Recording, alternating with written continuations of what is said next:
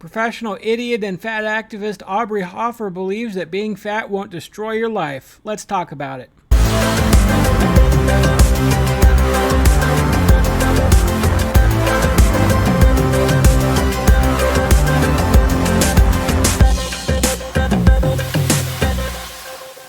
Hey everybody, it's Tony with Big T Bariatric and I'm back at you with another video. Today it is Wednesday, June 21st, 2023. I hope you're having a wonderful day so far. If you could do me a huge favor, please subscribe to my channel, leave a like, leave a comment, let me know what you think about this video. Let me know even if you disagree with me.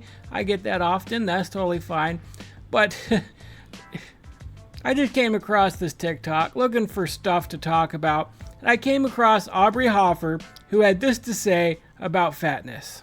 Sometimes I make content that counters the messaging that I heard constantly as a child. And unfortunately, beliefs that are still prevalent today, like this belief that being fat is a terrible thing and that you will not be able to be a happy or fulfilled person if you have a fat body. And I just want to say that that is not true. It's certainly not true of all people. And here's the thing, if you're somebody where you are like, my weight is the number one thing making me unhappy and I need to pursue weight loss in order to be a happy, fulfilled person, cool. But I just encourage people to unpack, what do you actually think that weight loss is going to give you? And is it weight loss itself that's going to give you that? Because frankly, no amount of weight loss is going to change your worth as a human being. All bodies are worthy of love and respect. Now, I'm pretty sure that some of you might see her message and say, wow, that's pretty positive. She's saying that you have worth and you have value and, even if you're fat, you should be respected and loved. And as a fat person, I totally agree. I do think that as a person, you are a person. You are allowed to be loved and you should be respected as a person, as a human being. But there's often this way that fat activists try to spin positivity in their favor by also saying that there's nothing wrong with being fat. And she's literally here saying that being fat won't destroy your life. What you just said is one of the most insanely idiotic things I have ever heard. At no point in your rambling, incoherent response were you even close to anything that could be considered a rational thought. Yeah, she said that. She totally said that, all right? And so I'm here to tell you that being fat will destroy your life. Maybe not right away. Maybe when you're her age, you don't have much to deal with, all right? You probably don't have too many consequences yet for your obesity. You're probably doing fine. She probably doesn't have too many complications in her life from her weight. And she's not even too terribly overweight. But she's definitely a fat activist. If you go through her TikTok, you'll see all kinds of videos where she talks about fat activism and all kinds of other nonsense. But this is where the professional idiot comes into play. It's because anybody who's been fat for any amount of time can tell you that obesity can and will destroy your life. The consequences of it will eventually catch up to you. And there's absolutely nothing you can do about it except for, that's right, losing weight. Losing weight is the only way to counter it. Because over time, just like everything that happened to me, and yes, this happens to everybody who becomes morbidly obese, their knees start to wear out, they start to get high blood pressure, they become at risk for diabetes. Our pets' heads are falling off! And strokes and heart attacks and everything else. Sleep apnea, like the list goes on and on and on. Okay? That is the consequences of obesity. But sugar is addictive, isn't it?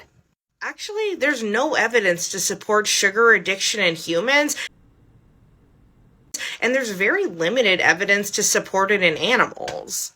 A 2016 review by Dr. Margaret Westwater and her team reviewed all of the existing literature on sugar addiction. What they find is that in animal studies, addiction-like behavior like binging only occurs with intermittent access to sugar.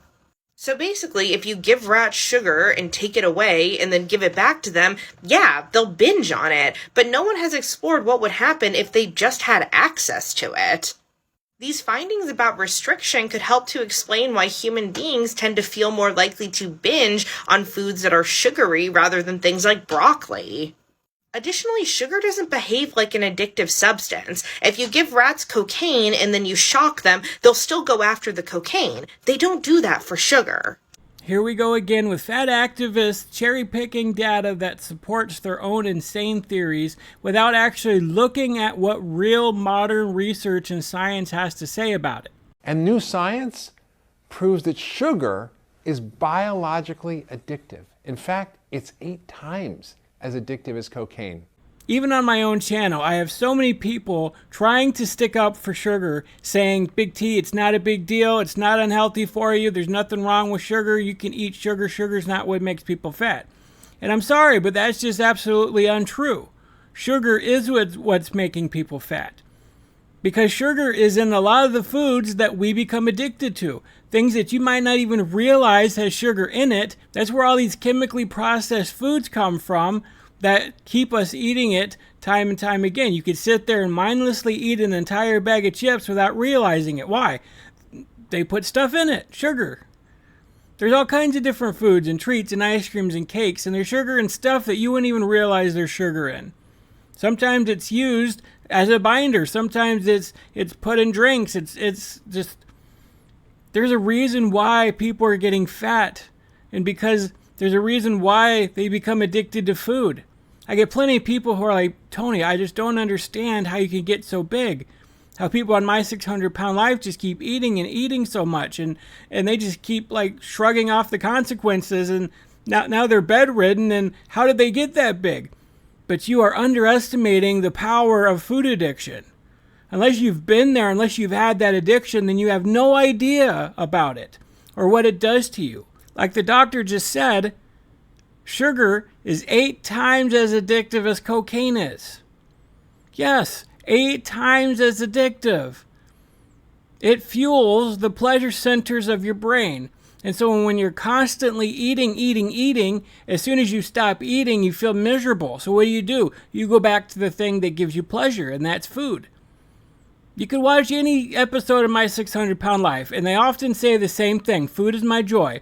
Food is my sex. Food is my pleasure. Food is like a warm hug. Food is my whole life. They've given up everything in pursuit of food. So for Aubrey to be like, sugar is not addictive, she's a complete idiot when she says that. I think for a lot of people, there's the internalization of this belief that your life can only start after you've lost a certain amount of weight.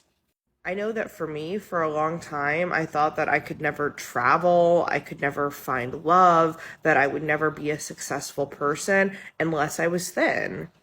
And that belief put me in a position where instead of doing things to work towards traveling, finding a loving relationship, or whatever was going to be meaningful to me, I instead solely focused on weight loss or trying to be attractive. In other words, it distracted me from any of the things that would have actually given me fulfillment. And it wasn't until I stopped that pursuit that I was able to look around at my life and realize how many things I had that were completely unrelated to how much I weighed. I guess my bottom line is that you can have a happy and fulfilled life however you look right now. This is one of those things where it sounds really good on the surface, but when you really get into it and you speak to anybody who has any experience with this, you would know what she's saying is full of crap. And again, I've heard it a lot. I've heard it a lot, right? I've had a lot of people say, Big T, what are you doing? How come you're not dating right now? How come you're waiting? How come you're not doing this or that? Why are you putting your life off? You deserve love. You deserve respect. You deserve all this stuff. And it's like, okay, well, let's think about how my obesity has gotten in the way of me living the life that I want to live. Sure, I would love to be a parent right now. I'd love to be a husband. I would love to be able to be way more successful than I am right now. But obesity got in the way of all of that. I didn't push it off to the side because I didn't want it. Of course I wanted it, but I put my obesity, my addiction to food first. And so I wasted a good 10 years of my life, the prime years of my life, indulging in my addiction and becoming bigger and bigger, and that pushed off all the things that I wanted to do. Yes, I became less attractive to women. Yes, even if I did get married and even if I did have kids, I would be a lousy, miserable husband. I would be a lousy father, And we've shown clips on it for My 600 Pound Life of these dads and moms who are stuck in their couch. They can't move. They can't go play with their kids. Their spouse is doing all the work for them. They're cooking. They're cleaning. They're going and bringing home the bacon. Like, they're doing all of it. I'm sorry, but the bigger you are, the harder it is going to be to live a normal life. And that's going to prevent you from doing the things that you know you should be doing. Being fat has prevented me from being successful. Again, I've spent many years struggling financially. I'm still catching up on debts right now. I'm still dealing with it, even after losing 200 pounds. Because I should be way ahead of where I'm at right now, at my age, but I'm not there yet. Why not? Because I went 10 years where I was hardly working because I couldn't work. I couldn't find a stable job. Nobody would hire me. And again, I don't blame them for not hiring me. It's totally my fault that I got so big that I couldn't work a standard job, that I couldn't work on my feet, that I couldn't do the things that I wanted to do. I took myself out of the marketplace, out of the running of having a good job, where I would have had many years of experience by now and have gotten several raises and would have been doing really good. I did that because I chose my food addiction over all of that.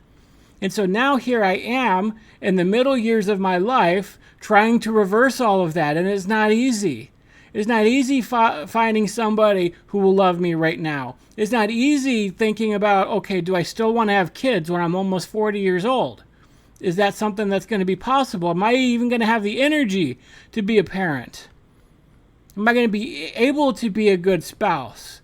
Am I going to be able to do these things that I want to do now as I'm getting older? And as the consequences of my obesity has racked my body, I'm going to need multiple surgeries. I'm going to need skin removal surgery.